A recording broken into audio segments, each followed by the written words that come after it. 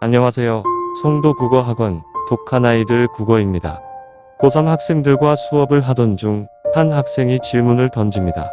선생님, 왜 이게 답이 되는지 모르겠어요. 저는 다음과 같이 답합니다. 내 기준의 답을 찾으려 하지 말고 문제 의도 파악 후 답에 대한 기준을 지문 보기 선지에서 찾아야 된다. 이렇게 설명을 하고 다음 내용으로 넘어가려는 순간 전제에 대한 생각이 번뜩 들었습니다. 학생들이 푸는 문제들은 공통 전제를 깔고 있습니다. 그래야 문제가 원하는 방향으로 답을 유도할 수 있습니다. 특히 국어 과목은 1차 의미가 아닌 2차 의미를 찾는 경우가 많기 때문에 학생들은 전제를 찾은 다음 문제를 풀어야 합니다. 그런데 이런 전제가 국어 문제에서뿐만 아니라 우리가 사는 세상도 마찬가지라는 생각이 들었습니다. 우리는 사회라는 공동체 속에서 살아가고 있습니다. 이 사회 역시 전제를 깔고 있는데요. 우리가 흔히 말하는 사회적 규범, 도덕, 윤리 따위가 그것일 겁니다. 우리는 그러한 전제를 공유하고 이행하고 따르며 살고 있습니다. 공동체 형성이라는 것은 거창한 게 아니라 사람들이 살아가면서 전제를 공유하는 것이라고 할 수 있겠습니다. 그러나 간혹 전제를 무시하거나 파악하지 못하는 사람들이 있습니다. 마치 학생들이 전제를 찾지 못하고 자기 기준으로 문제를 풀듯이 말입니다. 상대와의 접점을 찾으려 하지 않고 자기 주장만 내세웁니다.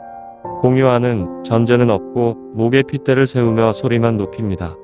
나라를 이끄는 정치인들은 물론 길 가는 꼬맹이들에서도 볼 수 있는 모습입니다. 결국 다툼이 일어나고 상대를 다치게까지 합니다. 왜 전제를 생각하지 않고 싸우려고 할까 생각해보니 우리의 흔한 말버릇 때문인지도 모르겠습니다. 우리는 자신의 주장을 내세울 때 흔히 내가 볼 때는, 내 생각에는 라며 말을 시작할 때가 많습니다. 말의 근거를 객관적인 외부에서 찾으려 하지 않고 오로지 나로 국한시켜 찾으려 합니다. 상대 역시 자신의 근거를 나로 한정시켜버리면 결국 의견 대립으로 이어져 다투기 시작합니다. 말의 경청은 사라지고 고성만이 오고 갑니다. 안타까운 것은 다수의 사람들이 이를 망각한 채 오로지 자신을 기준으로 내세우고 있다는 것입니다. 주변에서 잘못을 일깨워줘도 깨닫지 못하고 오히려 큰 화를 내기도 합니다.